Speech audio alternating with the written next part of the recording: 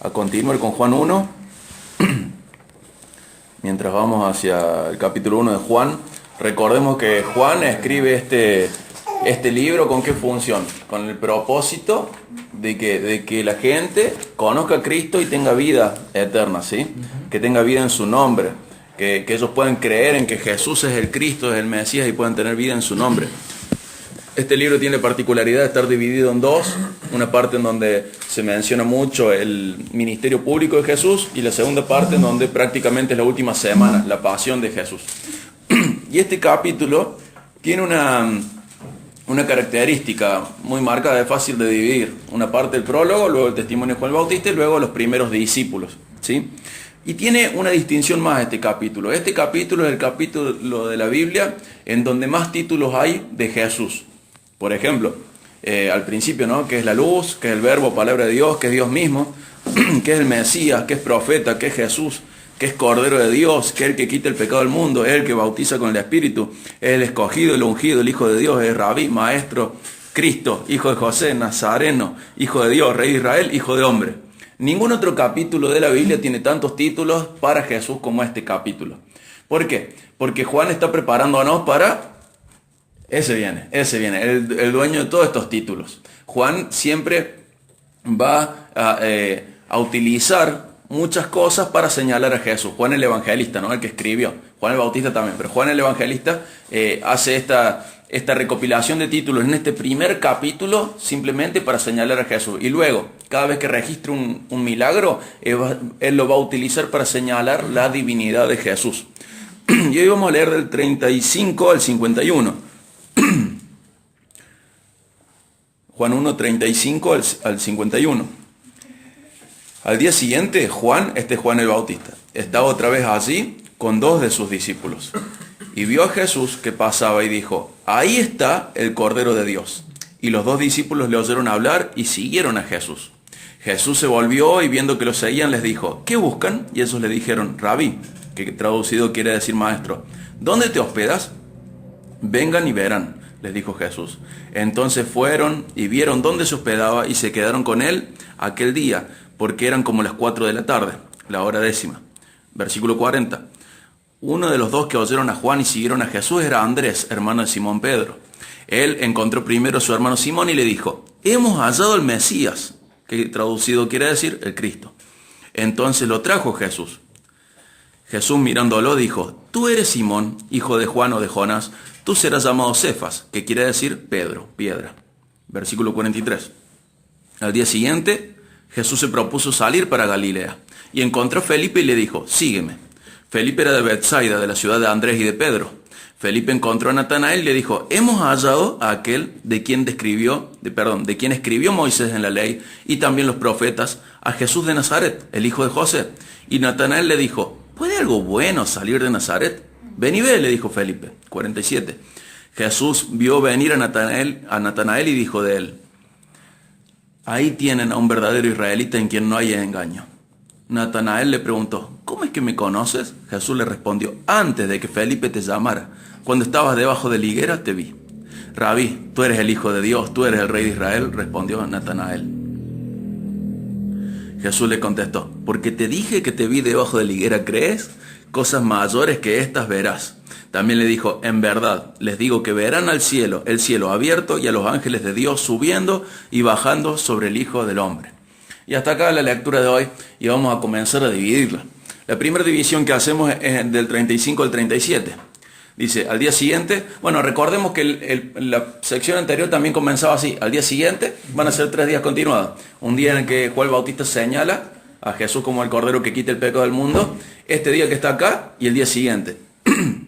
El 35 dice, al día siguiente Juan estaba otra vez allí con dos de sus discípulos. Y vio a Jesús que pasaba y dijo, ahí está el Cordero de Dios. Y los dos discípulos le oyeron hablar y siguieron a Jesús. Yo quiero hacer énfasis en que en esta sección que vamos a leer podemos ver dos cosas. Por un lado, todos estos títulos de Jesús. Pero por otro lado, podemos ver un modelo de discipulado. Un modelo correcto de discipulado. Vemos acá que Juan el Bautista sigue señalando a Jesús. Sigue señalando al Mesías. Sigue señalando al Cristo. No se está señalando a él. Sigue haciendo esto de señalar. El mejor discipulador es el que hace eso. El discipulador correcto es el que hace eso. Señala a Cristo, no se señala a sí mismo. Y vemos que los discípulos de Juan el Bautista estaban bien discipulados. ¿A dónde señalaba su discipulador? A Cristo. Y estos dos discípulos son, uno es Andrés y el otro muy probablemente es Juan, el que está escribiendo, ¿sí? Juan el evangelista, el autor de este libro. Entonces el discipulador debe señalar a Cristo. Versículo 38. Jesús se volvió, se dio vuelta y viendo que lo seguían les dijo, ¿qué buscan? Y ellos les dijeron, Rabí, que traducido quiere decir maestro, ¿dónde te hospedas? Vengan y verán, les dijo Jesús. Entonces fueron y vieron donde se hospedaba y se quedaron con él aquel día, porque eran como las 4 de la tarde, o la hora 10. Y vemos cómo se nos va gestando la idea de discipulador. Ahora el discipulador, ¿quién va a ser? Jesús. Ahora es Jesús. Ahora es Jesús. Ya no es Juan el Bautista. Juan el Bautista los lleva a Cristo y ahora el gran discipulador es el de siempre, el correcto, el máximo, es Jesús, ¿no? Por un lado, lleva a Cristo. El programa de discipulado te tiene que llevar a Cristo. Siempre un programa de discipulado, un discipulado te tiene que llevar a Cristo. Por otro lado, hay un interés genuino de parte del discípulo. No es que el discipulador va a hacer todo, sino que el discípulo dice, ¿y dónde estás? ¿Y dónde te hospedas? ¿Y cómo hacemos? Y yo quiero más de esto. Entonces hay un interés, no es una persecución. Hay un compromiso mutuo. ¿Y con qué título lo llaman a Jesús? Maestro. ¿Y eso qué significa? Que hay un reconocimiento de una ignorancia propia y de que el conocimiento está en otro lado. Si yo le digo maestro a otro, porque yo soy el ignorante, yo soy el alumno, y él es el maestro a quien debo escuchar, de quien debo aprender, y es la autoridad en el conocimiento. La autoridad no está en mí, sino está externa, está afuera. Entonces ellos, diciéndole maestro, se ponen en lugar de alumnos, reconocen la autoridad del maestro, y el discipulado tiene que llevar a eso a Cristo, a ver a él como es. Él es maestro. Nosotros somos alumnos, no es al revés, nunca. Todo lo que él dice, siendo palabra de Dios, por ser palabra de Dios, es algo que nosotros tenemos que aprender y aprender a obedecer. Y es reconocer nuestra propia ignorancia. No sabemos. Muéstranos al Padre, dicen en otro momento, ¿no? Porque Jesús es el que nos puede enseñar cómo es el Padre. Nosotros no podemos sin él. ¿Y dónde te hospedas? Hay un deseo también de permanencia. No es un programa, vení, los lunes de 9:30 a 10:30, te voy a discipular. No, el discipulado correcto es algo mucho más profundo. Es impartir vida cristiana, es enseñar vida cristiana. Es enseñar lo teórico, pero también dar ejemplo de lo práctico. Muchas veces bueno, muchas veces malo. Pero es dar ejemplo el discipulado. Y ellos quieren permanecer cerca del discipulador. Y el discipulador está comprometido. Ya es el final de la hora en su cultura. Ya es la tarde. Ya está. Y Jesús, ¿a qué los invita? ¿A dónde? A su propio hospedaje. Jesús se compromete con el discipulado, ¿sí? Jesús se compromete con sus discípulos. Y es nuestro ejemplo perfecto de programa de discipulado. Ven y quedarte en mi casa. Donde estoy parando, ven y quedarte. No era la casa de Jesús, pero sí era una casa donde él estaba parando. Y lo que va a hacer este discipulador perfecto, que es Jesús, es dejarse ver en la intimidad, en la cotidianeidad. Dejarse ver, ¿sí? Porque el discipulado tiene que ver no solo con un programa teórico, sino con el día a día y dar ejemplo de cómo se viven las verdades teóricas, en la práctica. Y Jesús se expone a todo esto, ¿no? Y de esta manera el discipulado se va formando de otra manera, se hace genuino, se hace real. No es solo teórico, sino que es algo real, donde el discípulo se presta a un roce cotidiano y el discipulador se presta a lo mismo. De esta manera es real, de esta manera se ve cuáles son las verdaderas fallas, falencias, aciertos, pecados, lo que realmente pasa. De esa manera se puede lograr un discipulado serio. Si no hay comunión, no se puede lograr un discipulado serio. Solamente se puede impartir lo teórico y responder a lo que la persona deja ver. Pero cuando nosotros nos exponemos, y nosotros que no somos perfectos, incluso cuando discipulamos a otro y nos exponemos, cuando estamos discipulando a otros, nos dejamos discipular. Porque el otro puede ver nuestras fallas y señalarlas. Nos dejamos tratar y pastorear unos a otros, ¿sí? Es otra manera, es la manera correcta de entender el discipulado, donde la intimidad cuenta, lo cotidiano cuenta como un factor clave y no solo lo teórico. Acá yo puedo ver cómo es el otro, me puede corregir cosas, yo quedo expuesto a él expuesto a mí, y esa es la manera de discipular, siempre llevando a Cristo, siempre comprometidos los dos, siempre genuino, siempre real, siempre con compromiso. Me voy a quedar con vos, bueno, vení a quedarte conmigo. Es algo mucho más profundo de lo que nos estamos acostumbrados generalmente, ¿no? Y sigue el versículo 40 y dice, uno de los dos que oyeron a Juan y siguieron a Jesús era Andrés, hermano de Simón Pedro. Él encontró primero a su hermano Simón y le dijo, hemos hallado al Mesías, que traducido quiere decir Cristo. El 42. Entonces lo trajo a Jesús. Jesús mirándolo dijo, tú eres Simón, hijo de Juan o de Jonás, tú serás llamado Cefas, que quiere decir Pedro, piedra. Y vemos que el primer nombre de un discípulo de Jesús que nos aparece, ¿quién es? Es Andrés. Y un discípulo que está entendiendo qué es ser un discípulo, es un discípulo que está empezando a ser un discipulador. El discipulado no es el que... O sea, el discipulado tiene esto, el discipulado cristiano tiene esto tan particular. El discípulo es discipulador también. Entonces, ¿qué hace Andrés? Va a discipular. Él está siendo discipulado y va a discipular, va a llamar a otros. Entonces, a Andrés, es lindo ver que en este libro de Juan, Andrés está marcado por esto de llamar a otros a Jesús. Es el que presenta a otros a Jesús. En el 1.40, en el 6.8, en el 12.22. Pero el discípulo es discipulador, lleva a otros a Cristo. No se conforma con haber llegado a Cristo, sino que está pendiente de llevar a otros a Cristo. Y hay algo muy particular. El discipulado transforma al discípulo. Y Jesús va a hacer esto, ¿no? Lo hace, podemos decirlo proféticamente, lo hace sabiendo la visión que Jesús tiene que involucra el futuro. Pero Jesús le va a poner un sobrenombre a Pedro. ¿Cuál es el sobrenombre? Piedra. Es Cefas o Pedro, pero le está diciendo, ahora vos vas a ser llamado piedra. Ahora te vamos a decir piedra. A uno nos dice de una manera, a otro le dicen otra, y vos vas a ser piedra. Antes era Simón, y ahora va a ser piedra. Que acá hay algo muy particular. ¿Por qué? Porque el que pone el sobrenombre, igual que el que pone el nombre, es el que está en autoridad. Los padres le ponen nombre a los hijos. ¿Sí? Y cuando es un sobrenombre tiene que ver con algo que la persona tiene, ¿sí? A veces lindo y a veces feo. Podemos decir el colo porque es pelirrojo, o podemos decir el narigón porque tiene nariz muy grande. A veces lindo y a veces feo y a veces neutral, ¿no? Pero el sobrenombre está marcando algo que tiene la persona. Pedro todavía no tiene lo que va a tener, pero Jesús ya está pensando en cómo lo va a transformar a través de su discipulado a Pedro. Entonces Simón, ¿quién es Simón? Simón es el impulsivo, el inestable, el que camina sobre el agua y se hunde porque deja de mirar a Jesús. El que afirma estar dispuesto a dar su vida por su maestro, pero luego le niega. ¿Pero quién es Pedro? Pedro es la piedra, el que no se mueve, el firme, el estable. El que habla fervientemente a la multitud en hechos y no tiene miedo de acusarlos por haber asesinado a Jesús. No tiene miedo de presentar el plan de salvación. Comienza a ser la piedra. Pasa de ser Simón y empieza a ser Pedro. Y Jesús sabía que a través del discipulado Pedro iba a ser transformado, porque un correcto programa de discipulado transforma al discípulo.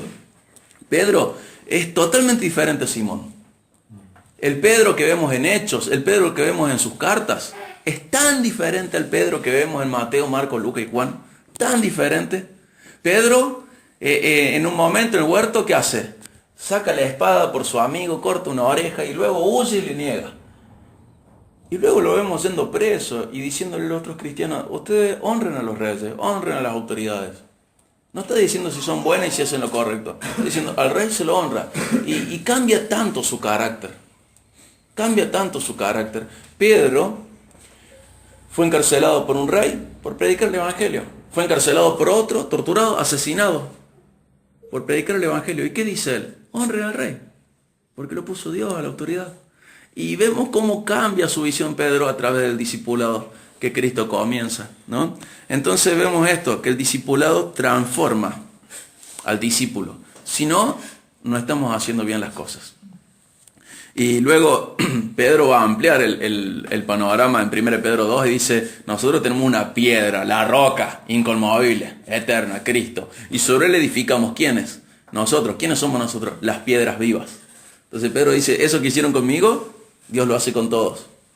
Eso que éramos antes inestables, ahora somos estables. Antes éramos de una manera, pero luego el discipulado de Cristo a través del Espíritu Santo, vamos a hacer otra cosa y vamos a edificar lo mismo que Jesús empezó a edificar. La iglesia, el templo último hasta ahora de Dios en la tierra, ¿sí? Somos piedras vivas, todos somos Pedro después del discipulado. Y Pedro dice, eso que hicieron conmigo, yo sé que el Espíritu Santo lo va a hacer con ustedes, iglesia. Y en su carta está enseñando eso. Y sigue el pasaje, hasta ahora tenemos 3 discípulos, Andrés, Pedro y posiblemente Juan. No se nos dice el nombre, pero creemos que es Juan. Y sigue el versículo 43 y dice, al día siguiente Jesús se propuso salir para Galilea y encontró a Felipe y le dijo, sígueme. Felipe era de Betsaida, de la ciudad de Andrés y de Pedro. Y acá tenemos que entender, nos ayuda un poco reconocer el contexto geográfico, ¿sí? El Jordán va de norte a sur, ¿sí? Y el mar de Galilea está acá, el otro mar está acá. Y el Jordán viene desde arriba, aparece en el mar de Galilea y sigue bajando y aparece en el otro mar. En el mar de Galilea, arriba al norte, de un lado tiene Betsaida, del otro lado tiene Capernaum. Y ahí hay una serie de poblados de pescadores. De ahí son todos ellos, de esa serie de poblados de pescadores, ¿sí? Es importante saber esto, porque Felipe, Pedro y Andrés eran de Betsaida. ¿Qué va a pasar luego con Jesús? Jesús va a hacer grandes señales en las ciudades de Galilea, en esta zona, cerca del mar de Galilea. De Betsaida va a decir, por ejemplo, si los milagros, bueno, pobre vos Betsaida, en Mateo 11, 20 al 24, pobre vos Betsaida, si los milagros que se hicieron en ustedes se hubieran hecho en Tiro y en Sidón, hace tiempo que se hubieran arrepentido en silicio y ceniza. Por eso les digo, que en el día de juicio será más tolerable el castigo para Tiro y Sidón que para ustedes. Y tú, Capernaum, ¿acaso serás elevada hasta los cielos? Hasta el Hades serás hundida. Porque si los milagros que se hicieron en ti se hubieran hecho en Sodoma, esto hubiera permanecido hasta hoy. Sin embargo, les digo que en el día del juicio, el castigo será más tolerable para Sodoma que para vos. ¿Para qué ciudades? Para las ciudades de las cuales eran Felipe, Pedro y Andrés. ¿Por qué señalo esto?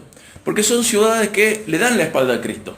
Son ciudades que no quieren saber nada con Cristo. Son ciudades que a pesar de las bendiciones y milagros y hechos poderosos y señales que reciben de parte de Dios a través de Jesús, son ciudades que niegan a Cristo. Y Cristo que dice, peor lo que le va a pasar a ustedes que lo que le pasó a Sodoma y lo que le va a pasar. Pero sin embargo, Felipe, Pedro y Andrés son de ahí y no son como su contexto. Ellos son diferentes a sus ciudades.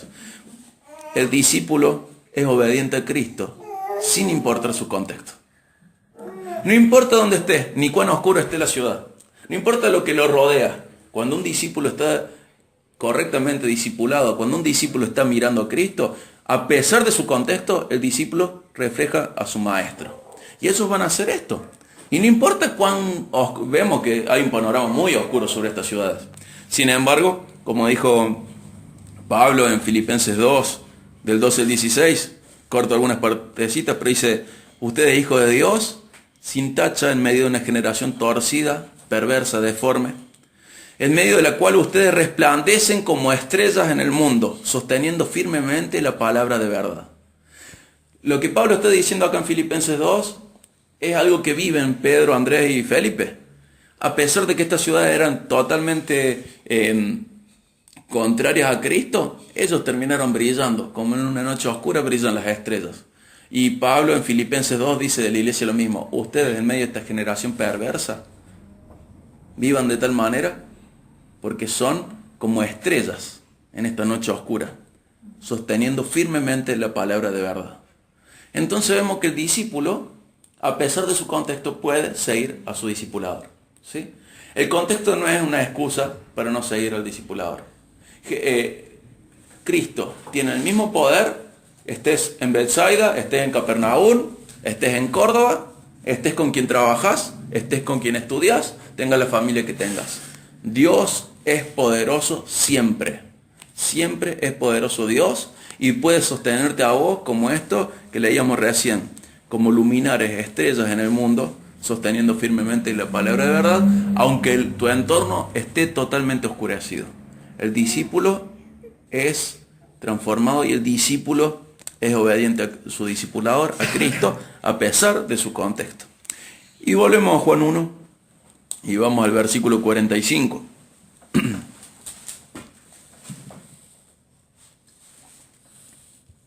Felipe encontró a Natanael y le dijo, hemos hallado a aquel de quien escribió Moisés en la ley y también los profetas, a Jesús de Nazaret, el hijo de José. ¿Vieron que el discípulo ya entiende que es discipulador? Sabe que no es el final de la cadena, sino que es un eslabón más.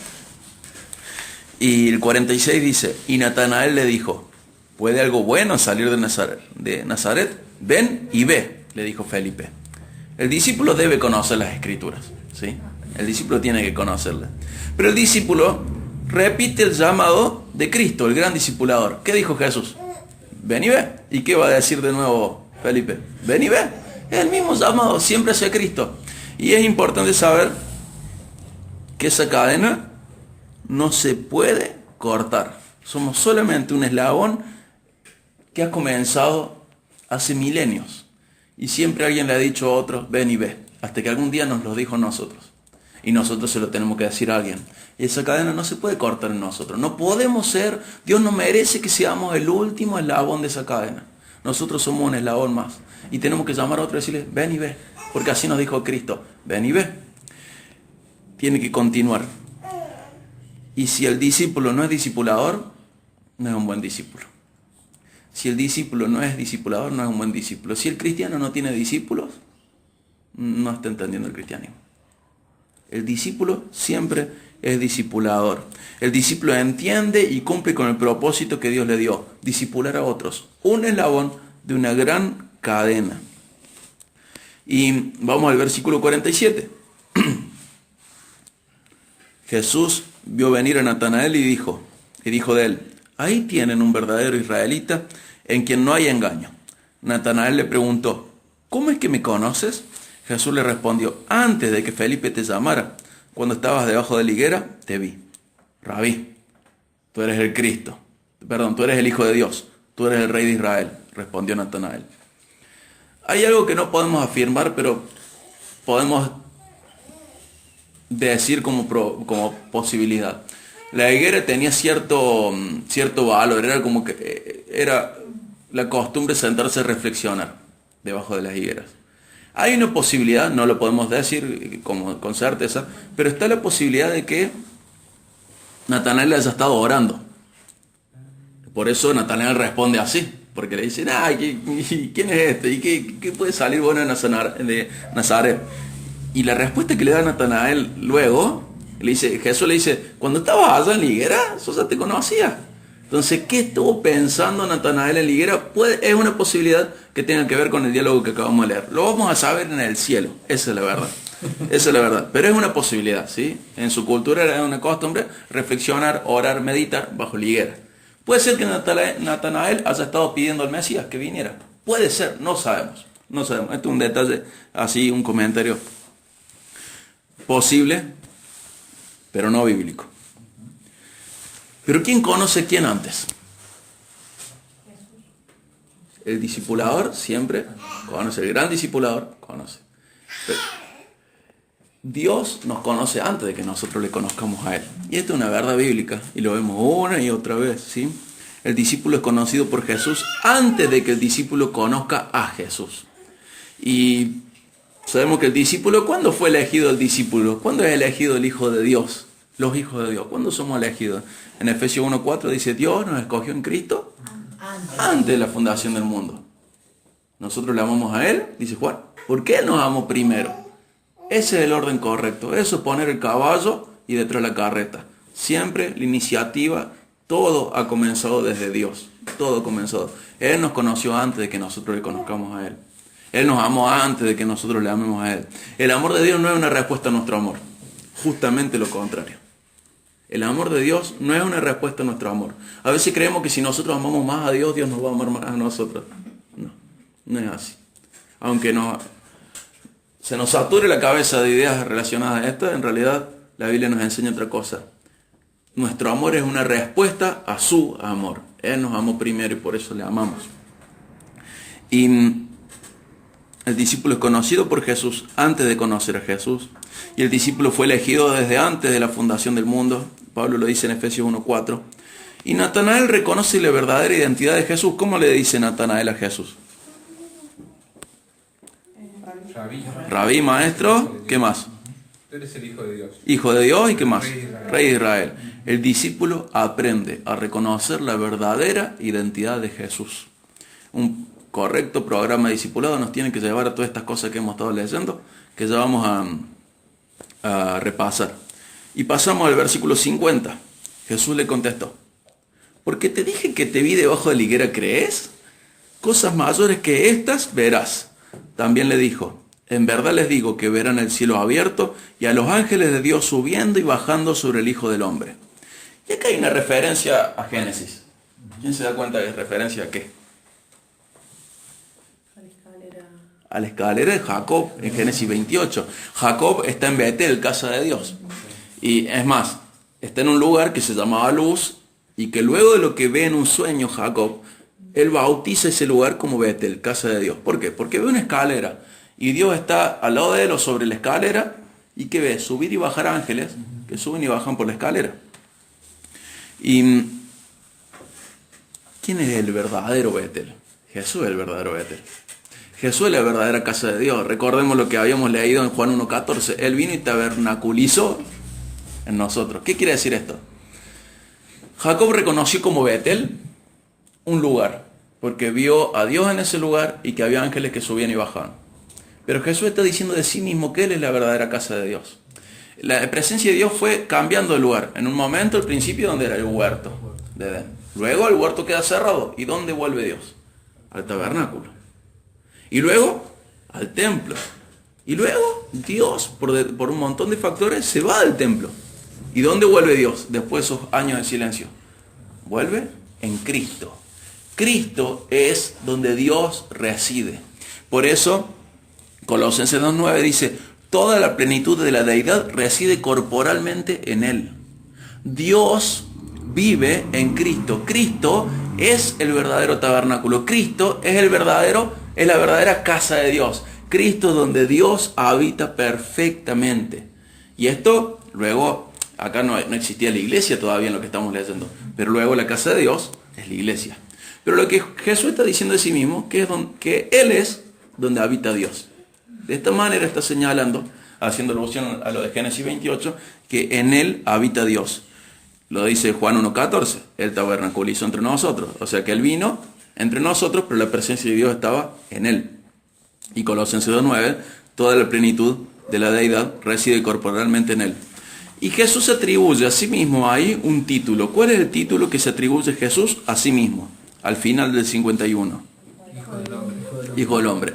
Esto es una alusión a la profecía que está en Daniel 7, del 13 al 14, que dice: Daniel, seguí mirando en las visiones nocturnas, y en las nubes del cielo venía uno como un hijo de hombre. Fíjense que es uno como un hijo de hombre. O sea que es semejante a hijo de hombre, pero es algo más.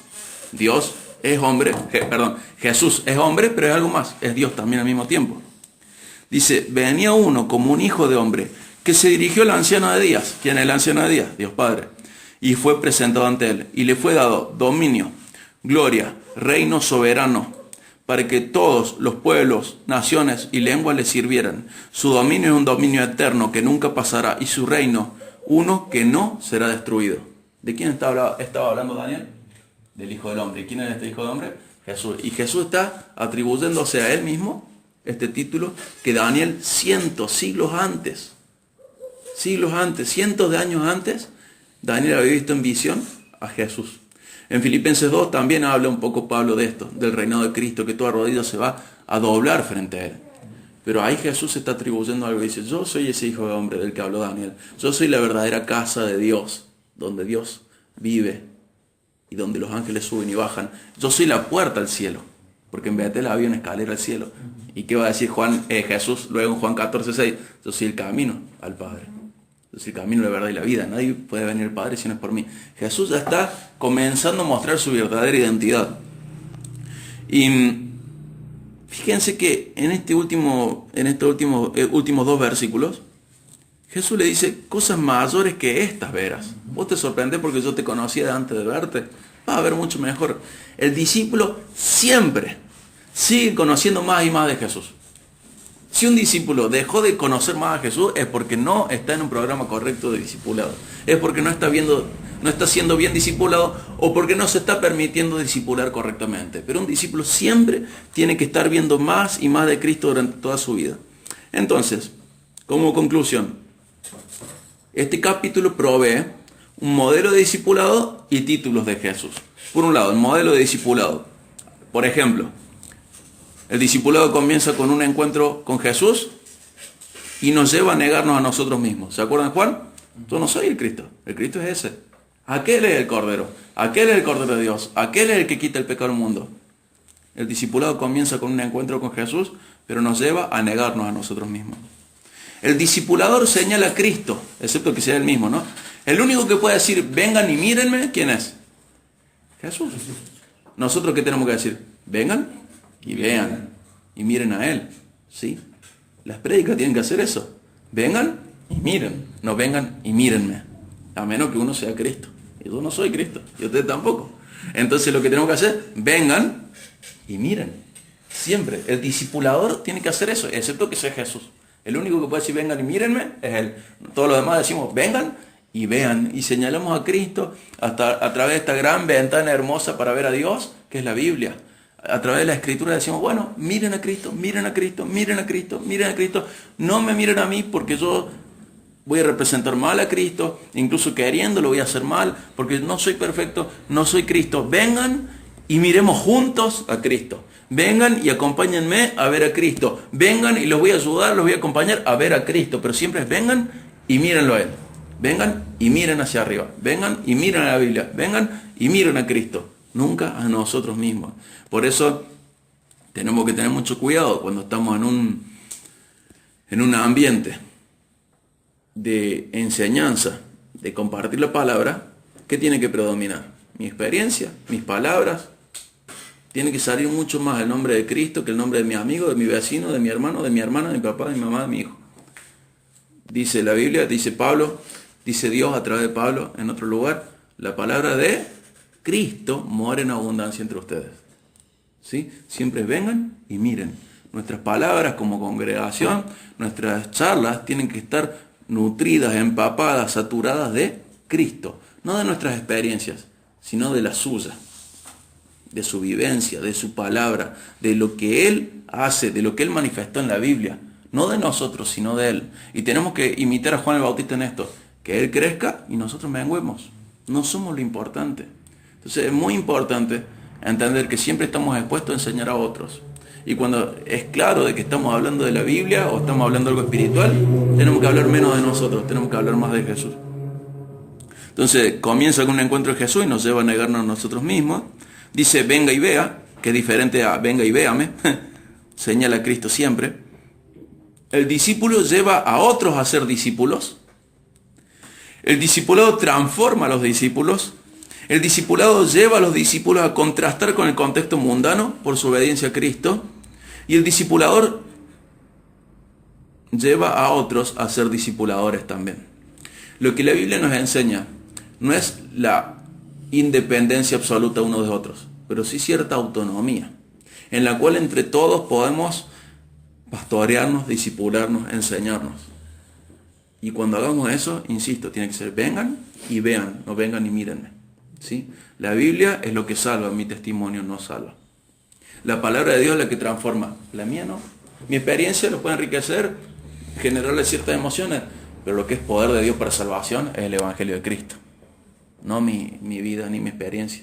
Lo puedo emocionar, lo puedo manipular, para bien y para mal, pero lo importante es Cristo. Entonces, si lo importante es Cristo, nos dediquemos a lo importante, nos dediquemos a lo que transforma, nos dediquemos a conocer más para poder darle a conocer más, nos dediquemos más a Cristo.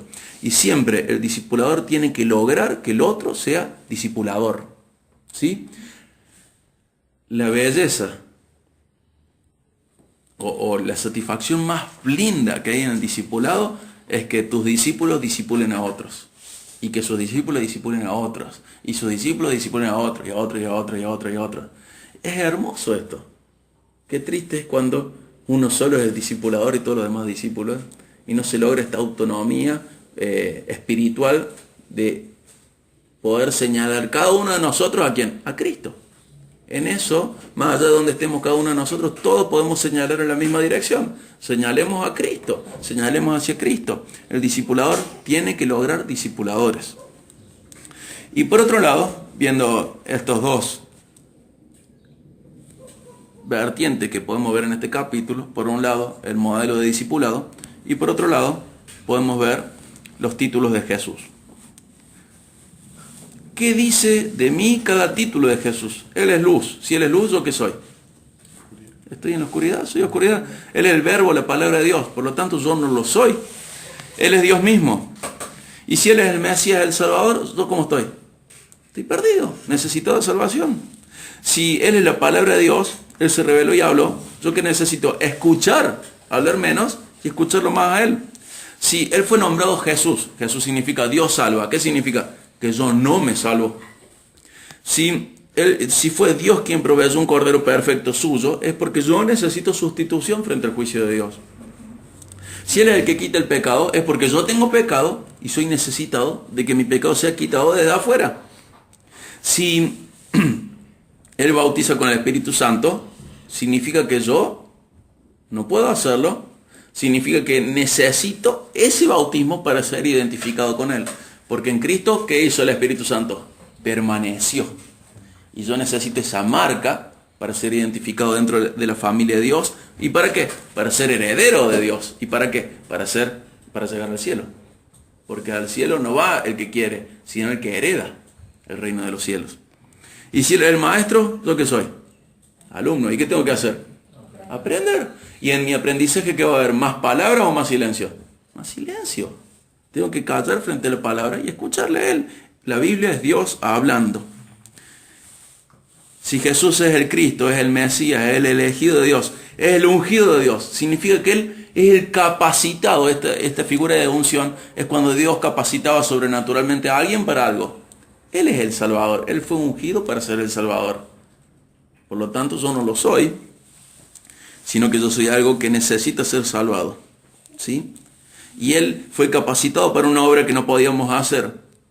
Salvarnos y representar bien a Dios. Él es el que le representa bien. Hablemos más de Él y no de nuestras experiencias. Hablemos más de Él y no de nuestras ideas. Si Él es el hijo de José y es un nazareno, como podemos decir un cordobés, ¿qué quiere decir de Él que tenga que ver conmigo? Que Él es como nosotros. Él se hizo como nosotros. Si es el Hijo de Dios y ningún otro en el Nuevo Testamento es llamado como Hijo de Dios de esta manera, ¿qué tiene que ver con nosotros? Que Él sí podía heredar el cielo. Él sí podía llegar al cielo. Él sí podía ser el bienaventurado. Él sí podía recibir las bendiciones. Él sí era el que logró recibir la bondad, el favor de Dios. Él sí.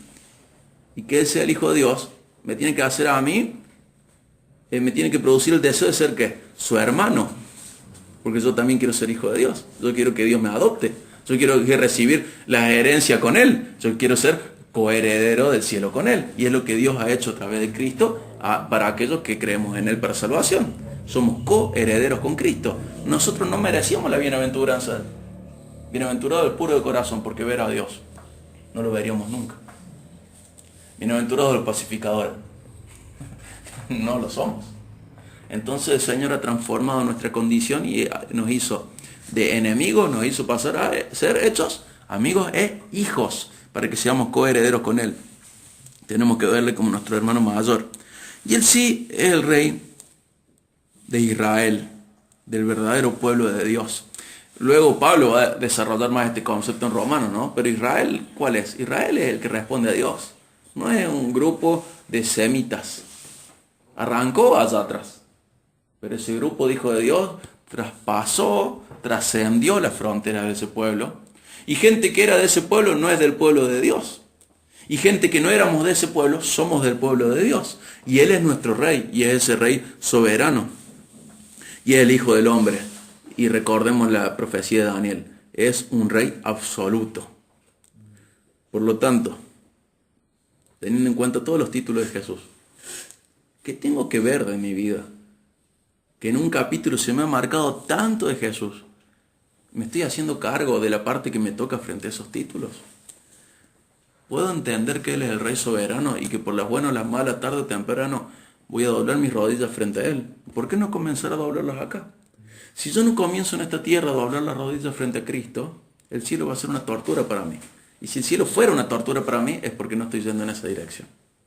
En el cielo vamos a servirle para siempre. Si yo no le quiero servir acá, si yo no le disfruto acá, ¿cómo puedo albergar en mi mente la idea de que yo voy a disfrutar el cielo? No lo haría. ¿Por qué? Porque no he nacido de nuevo. Todo lo que vamos a hacer en el cielo tiene que comenzar acá. Disfrutarle, reconocerle como Rey, como Señor absoluto, soberano, como Maestro, como Señor a quien sirvo.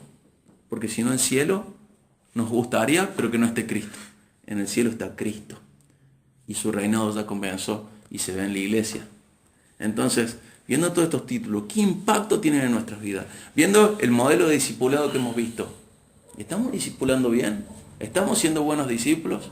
Viendo sus títulos, ¿estamos siendo correctos cristianos? ¿Estamos siendo cristianos? ¿Hemos nacido de nuevo? Hasta esa pregunta puedo hacer.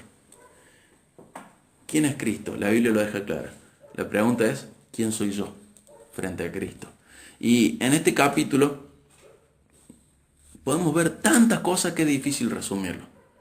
Pero quiero dejarles esto al final y quiero que cada uno de nosotros revise lo que hemos visto solo en Juan 1 y ver cuánto impacto tiene la palabra en mí.